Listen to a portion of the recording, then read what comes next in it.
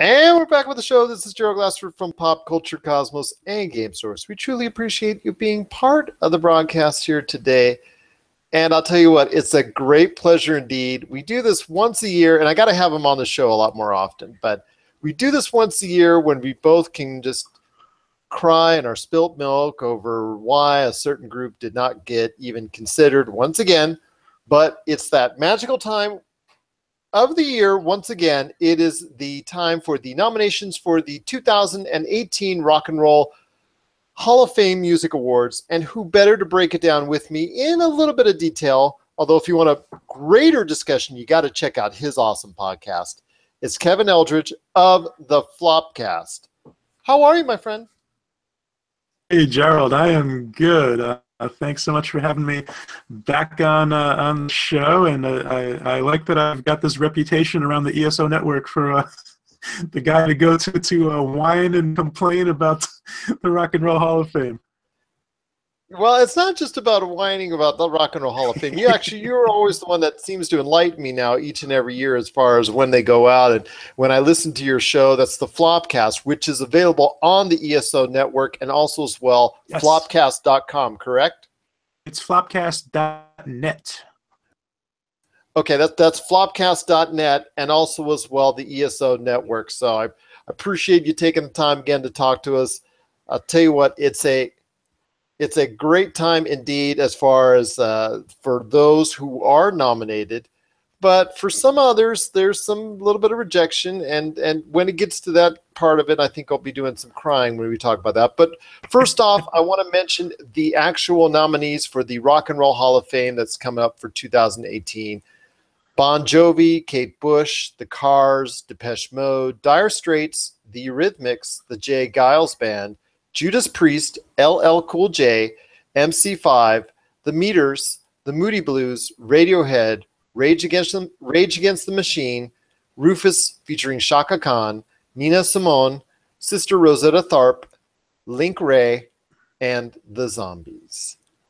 So, like I said, if you want a great breakdown, you got to listen to his show, The Flopcast. But you were saying something? I'm sorry. Yeah, it's quite a list. That's an interesting list. And it's a good list, I think. Some surprises on there, and some long overdue nominees as well. Well, I will tell you what, it was actually more cut and dry last year. I think we had some when we had our discussion, which you can still check out on the Pop Culture Cosmos channel. We had a discussion. I think we broke it down. There was some obvious choices, I think, that time that were like no-brainers. I know there's some initial first-time eligible nominees that were actually part of the list this year. But what names of this interesting eclectic mix of different type of bands and groups out there, which ones stick out to you most as ones that should get the call this year? I think a couple of the first-time nominees that really seem like long overdue would be from the world of prog rock from back in the 70s. The Moody Blues seems like a band that should have gotten in long ago. And the other one would be from the world of metal, Judas Priest. Both those right on target. Well, first of all, Kevin, I'll tell you, you got another thing coming. But and I will say this as far as spending some more nights in white satin. That is a beautiful song, and I tell you what, just that song alone should be considered one of the most awesome songs ever produced and ever made. And yes, the Moody Blues with a whole list of hits should already have been in, and Judas Priest as well, as far as being one of the marquee names in heavy metal. I couldn't agree with you more. Why do you think they haven't both been put in as of yet? I think those are both areas where the Rock and Roll Hall of Fame, it just wasn't really to their taste. I think that the prog bands and the metal bands, while very important and from that 70s era, the Rock and Roll Hall of Fame seems really more based in kind of the hippie side of rock, which the prog guys were sort of grew out of that and were doing their own thing and the much more elaborate, complex music. And then of course, metal was just exploded through the 70s and was such a reaction, along with punk.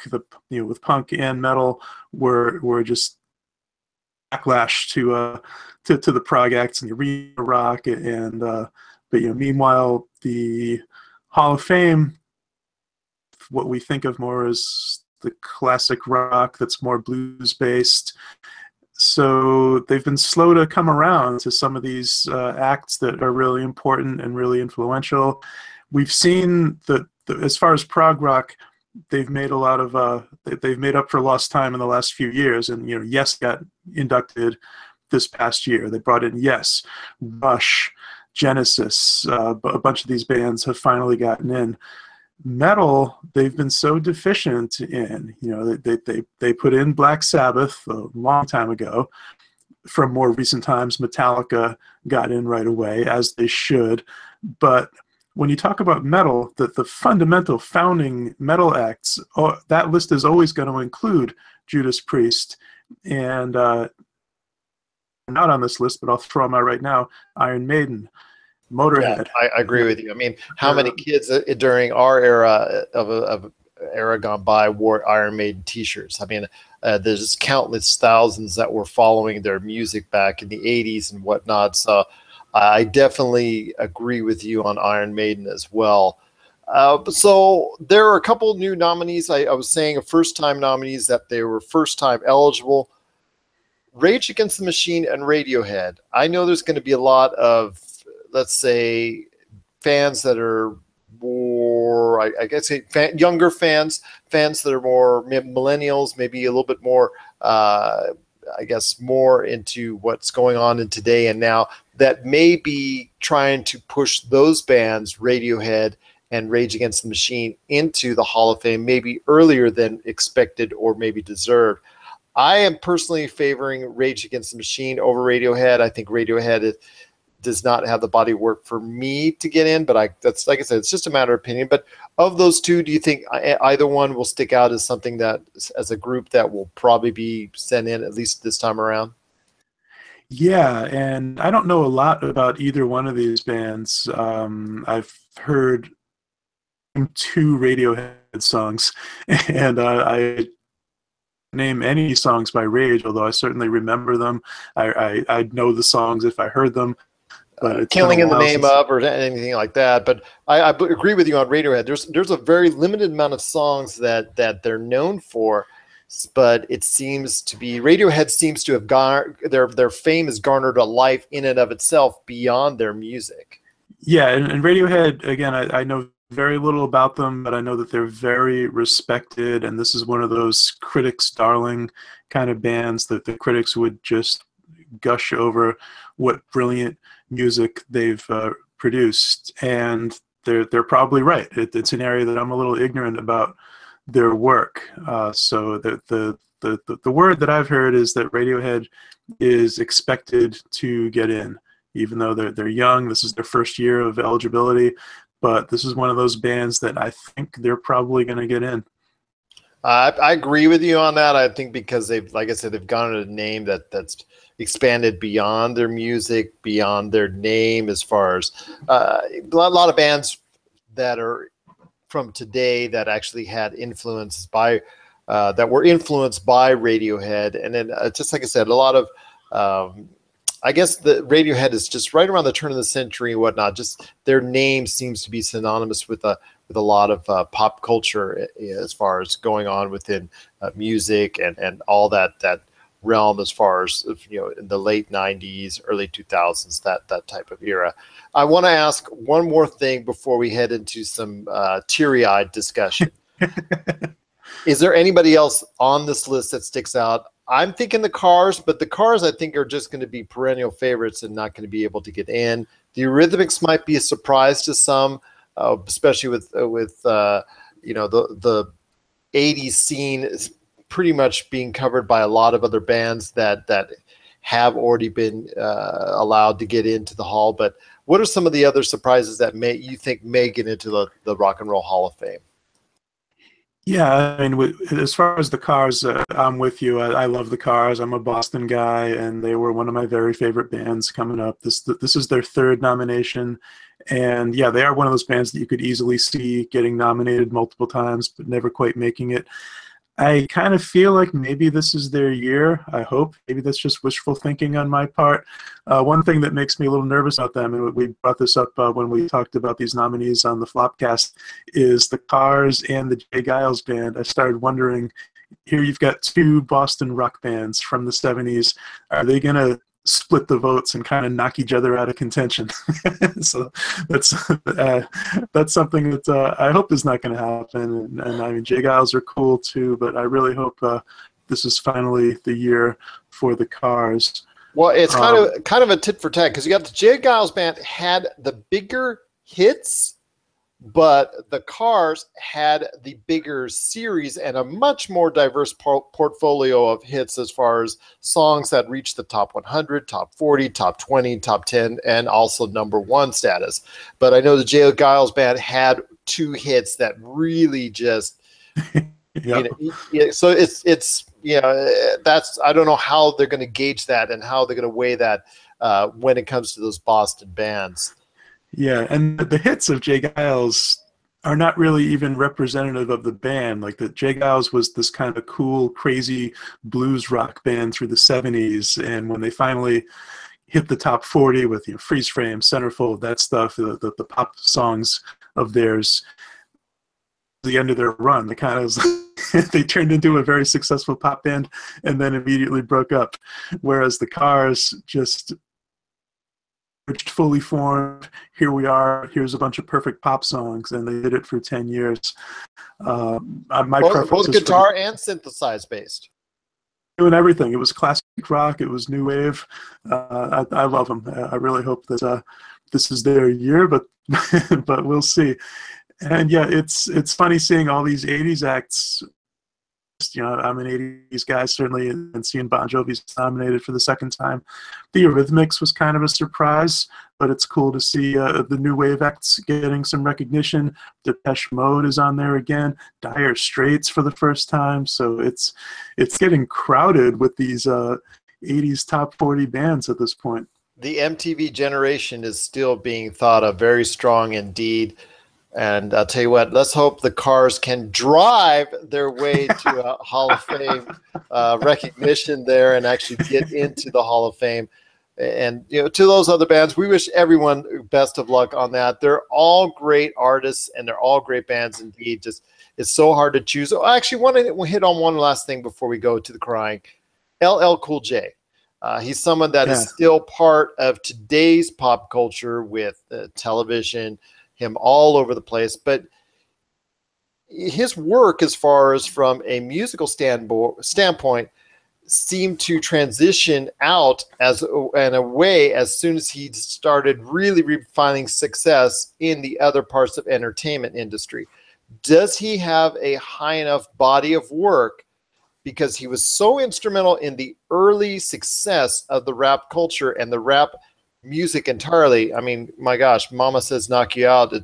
That is just a truly great rap song, and just basically a song period, because I just love, anytime that's on the radio or I put that on an MP3, that's just awesome to hear as far as going that concerned. But do you think he has the body of work to be able to make it over the top and become a part of the Rock and Roll Hall of Fame?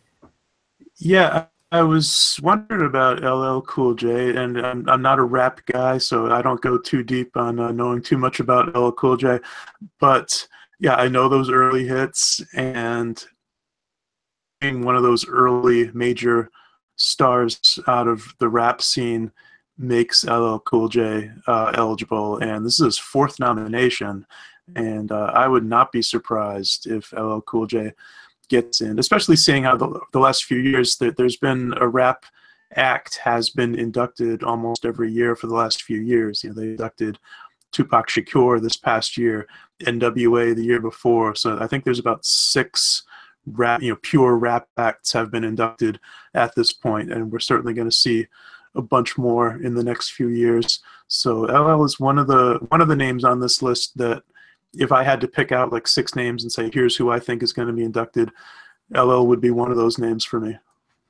Well, let's just hope if he is inducted that he doesn't lip sync his performance just so because he's so used to it on one of his hit shows. But that was just a little inside joke. But anyways, he's a great performer, awesome rap artist, and he would definitely be deserving if he gets that call to go into the Hall of Fame.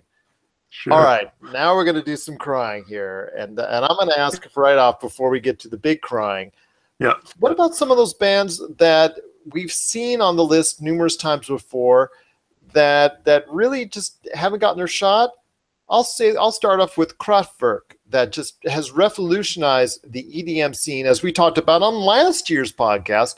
What about him and what about him? What about them and also other bands that continuously get ignored that we love so much that just seem to not get that call to get nominated or into the hall itself? Yeah, Kraftwerk, I know you're a fan of it. I am as well. And yeah, they're not nominated again this year. That's a band that's so important and so influential. And probably what's holding them back is they were not really a commercially big band in America. So that's a knock against them as far as getting in. In a similar vein, when I think of Kraftwerk, I'm also reminded of Devo, having that kind of robotic sound as well. And I'm a massive Devo fan, and I don't know if Devo's ever been nominated. I don't think they have been, and that's another band from that era that Devo get in. And there's still, there's still great music that's out there from Devo, and there's other bands as well that have yet to be nominated. One name in particular that we always easy. I'm sorry, I'm just crying here. We're going to get through this together, Gerald. Be strong. I'm going to try to be strong. I'm going to try. One name that we always try to even just push out there because they are so deserving, because if you're talking about commercial success, if you're talking about worldwide success, if you're talking about long-term success, they have it. They have it more than probably a good percentage of those acts that are inducted in the hall. But because of certain stigmas, they're probably, when you and I talked before last year about it, they're probably never going to get even a sniff, and that's the Monkees. So tell us again, for those out there who didn't hear us last year when we were crying so much about the Monkees not even getting a sniff as far as the nomination is concerned, why they may never even get a chance to get into the Rock and Roll Hall of Fame. Yeah, and there are people, or at least one person at the very top of the Hall of Fame organization, who have not been subtle about saying that the Monkees will never be in the Hall of Fame. That there are individuals who just Monkees and just consider them a joke, and you're not going to get to be part of my club.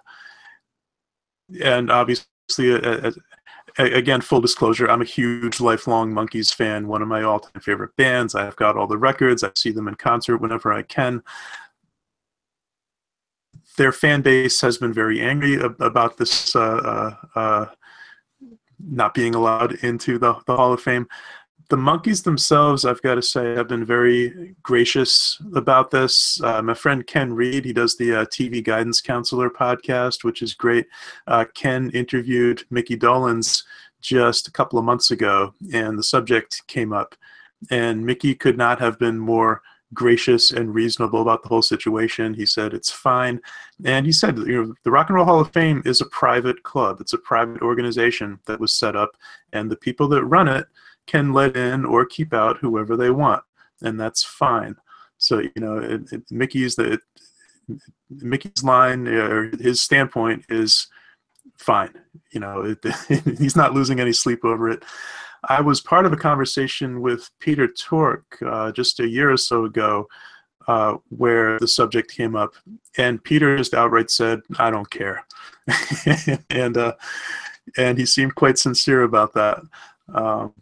I haven't heard Mike Nesmith's viewpoint on any of this directly. I don't know if he's ever spoken about it or been asked about it, so I don't know where he stands, but the Monkees, it's very clear to them based on what they see from their fans whenever they go out and play that the people love the Monkees and they know it, and they've had huge success for over 50 years now. It's very obvious that they should absolutely, if you're going to have a Rock and Roll Hall of Fame, the Monkees should be in it. But if you have a Rock and Roll Hall of Fame where the guy that runs it, then they're not going to get in it, and that's the way it is. That's the way it is indeed, and we're going to be crying for what I think is probably many more years to come. It's just a very, very sad decision because of their history and where they go in as far as help creating the early remnants of pop culture, and as far as being able to transition seamlessly within the entertainment world from music to television. And it can be debated who made the music, who did the music. I will tell you this, that the Monkees have proven over the course of the decades since that they are more than deserving of a nomination, and not only of a nomination, but to get in as well. But like I said, that's the argument that, oh, they didn't play their instruments. Well, for one thing, yes, they did. Not on every song, but so what? They didn't write their songs? Well, yes, they did. They didn't write all the songs. They wrote a lot of them. And that's not a criteria for for getting inducted. Look at all the Motown acts. They didn't write their songs. They didn't play the instruments, but they're in, and they should be in. As far as this snubbing of the Monkees, it's not a knock on the Monkees at this point. It's a knock on the Rock and Roll Hall of Fame. And I like the Hall of Fame. It's fun to see these lists every year. It's fun to I love watching the induction ceremony every year, the big concert. It's great. It's been a great institution, and I think they've done a great job overall, with an asterisk, because with an asterisk, yes. the Rock and Roll Hall of Fame is less than it should be, because if you're going to let little personal vendettas keep out an act that undeniably should be in, it should be. Definitely the best way to phrase it, indeed. Once again, this is Kevin Eldridge with the Flopcast. You got to check out his great show, the Flopcast, on flopcast.net and the ESO Broadcasting Network. You want to check out his show each and every week when it drops, because it not only deals with music and obviously the Hall of Fame and whatnot, but it deals with different parts of the pop culture scene from glory days, from the 70s, 80s, 90s, and what have you. Kevin, I'll tell you what, it's just awesome talking about the world of Rock and Roll Hall of Fame. And I'm hoping that our picks will get in this year, but it's been just truly a great pleasure to talk about that. But I also want to talk about something else before I let you go on out of here, my friend. And that is your show deals with so many different types of the pop culture scene. It's over, and that's why it's a must listen every time and every week it drops. I want to ask you real quick about your thoughts on what cartoons have as part of, and what kind of influence it has on our culture. Yes, we obviously see the influence and impact that it has on today's culture with Rick and Morty, South Park, The Simpsons, Family Guy, what have you. But let's talk about going further back when in our era, because I hope you're much younger than I am because I'm really old, but back when, for you and your show talks a lot about the Saturday morning cartoons, and that was part of my culture, but whatnot. For me, it was more about coming home from school and catching those great episodes of He-Man, Scooby-Doo, the Justice League right after school. But for you, it was a tradition coming home and seeing it every weekend on Saturday as well. Yeah, well, and thanks for the kind words about the Flopcast. But yeah, that's certainly one of our passions that on the Flopcast is cartoons, and especially the old stuff, and some of the new stuff as well. And yeah, I really part of that scene of the rise of the 80s daily syndicated cartoons, the He-Man, Transformers, in the 80s. G.I. Joe. G.I. Joe, absolutely. Yeah, Thundercats, that whole scene. It's cool, but I never really got into those shows back then. I think I was just too busy. So for me, when I go back to the old stuff, as you said, it's the Saturday morning stuff is really what we tend to focus on. Well, I have my 2600 too, so that's okay. That's okay. Now that said, well, I'm kind of an old school 70s, 80s Saturday morning cartoon guy, and now my co-host, Cornflake, she's a bit younger than me, and she is into the afternoon stuff, especially the Disney stuff, the DuckTales, all those shows. So there's that side of it as well that people also remember quite fondly. And then somewhere in the middle, you've got the action adventure stuff, He-Man and Transformers and all such great stuff. And well, I mean, tell me what it means to you. Tell me what those cartoons, when you were growing up, what those cartoons mean to you. And also Cornflake, you know, I know she's been on the show several times on as far as telling you exactly how she feels, what they meant to them as far as those 90s cartoons as well. Yeah, for me, Saturday morning, and this is something that kids are missing out on today, and that's such a grumpy old man thing to say, because what an age of wonder we're living in, where you can pull up practically anything you want, anytime you want, see whatever you want, and it's great. I would not go back. But what an event Saturday morning was. That was the thing that we waited for all week, and I would be up so freakishly early every Saturday morning. I'd be watching the test pattern. I'd be watching the Star Spangled Banner, waiting for 5:45 a.m. when they're going to show a Davy and Goliath cartoon. But before the real network cartoons are still a couple of hours away, I'm up watching the weird early stuff, Barba Papa and Vegetable Soup, the strange things that hardly anybody even remembers. Or maybe even like Looney Tunes, or in my area, in my neck of the woods, they would have the old Popeye cartoons as well. Oh, sure, and the old stuff, because the Looney Tunes and Bugs Bunny.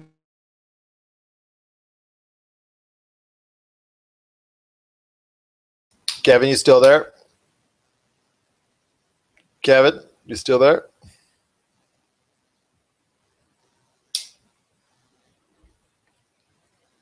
Kevin, you still there?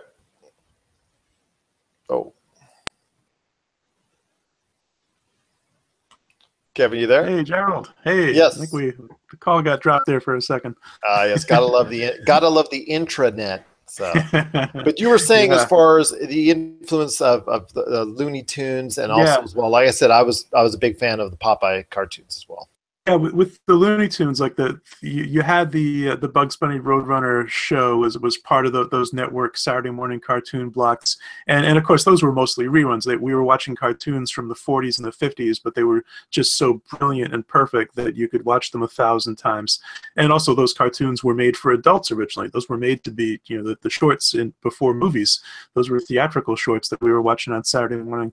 But then, yeah, if, like you said, if you were up really early, or you put on some weird UHF channel, or even Sunday morning, I remember seeing the old Looney Tunes cartoons that they didn't even show on Bugs Bunny Roadrunner, not on the networks.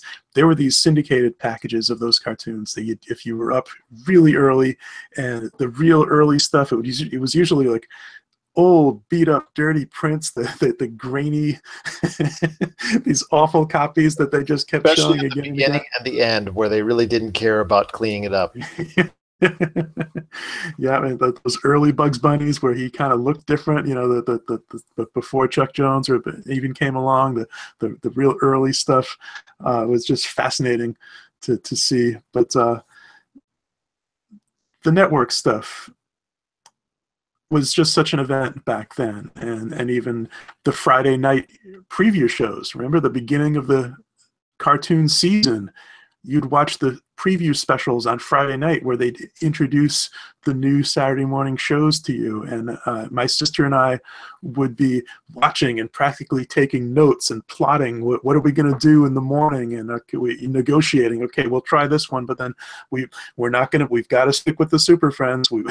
That's a deal breaker. I'm not going to miss the Super Friends. Then we can try this other one. It was just such a massive part of the week. Definitely it was. I could tell you Saturday was pretty special here too. The original Scooby-Doo cartoons are just something that I've rarely seen duplicated as far as quality are concerned. Kind of digressed each year that it transformed into something else and something else. But the originals, 1969, 1970 Scooby-Doo original Yeah. mysteries were just so awesome. So awesome. And then there's just so much more as far as, like you said, the Super Friends, also as well. So much other as far as from the afternoon with He-Man, G.I. Joe, and it's just so many other great cartoon memories. And if anybody wants to relive those great cartoon memories, you cover it often in the Flopcast. In the Flopcast. So I ask you, Kevin, inform everybody out there that needs to know why they need to listen to your great show, the Flopcast, available now on the flopcast.net and also the ESO network. Wow, thank you so much. Yeah. Again, we talk about cartoons quite a bit, as well as music, TV, comic books, conventions, anything pop culture from the 70s and 80s especially, and into the 90s, and even some stuff today. I mean, I tend to focus on the old stuff, but there's some great cartoons being made today. I love Bob's Burgers. Justice League Action is a current, the Super Friends I loved back in the day, but then we got Batman the Animated Series and Justice League Unlimited and Brave and the Bold, and even today, Justice League Action is terrific, and it's a Saturday morning cartoon. I get up on Saturday and there's a new Justice League cartoon for me to watch, which is pretty wonderful. I've been watching the Justice League on Saturday mornings for 40-something years now, which is crazy. So yeah, we love kicking around those kind of subjects. And the Flopcast, we try to be very light and silly as well. We try to treat, we're talking pop culture, but we also treat it like a comedy show. So we're goofing around as much as we can. And yeah, every single week we have a lot of fun. Well, I'll tell you what, it's a show that you need to listen to each and every week. Again, that's the Flopcast podcast, which is, I guess, pretty cool when you have to say it like that. The Flopcast podcast, available on flopcast.net, the ESO network, and I haven't even mentioned it's available on Apple Podcasts. So if you could just, if you're got an iPhone or just really love iTunes and Apple Podcasts, it's right there for you as well to get that fix each and every week. Kevin, as always, every week, yes, every week. Kevin, as always, it's been a great pleasure having you on. I expect you to come on hopefully a lot sooner next time, but if not, I'll tell you what, next year we can cry over spilt milk with the monkeys once again. I'm getting angry already. I'm already furious for next year. Can't wait. Yes, indeed. But it truly is a great pleasure having you part of the pop culture cosmos and the PCC multiverse. But again, I'll tell you what, and I'll leave with this. Please, everyone out there, give the Flopcast a really, really great listen. It's a great show. And if you don't, Solomon Grundy is going to get you. Excellent. It's great to be here, Gerald. Thank you so much. Thanks as always, my friend. And so great to having you part of the pop culture cosmos.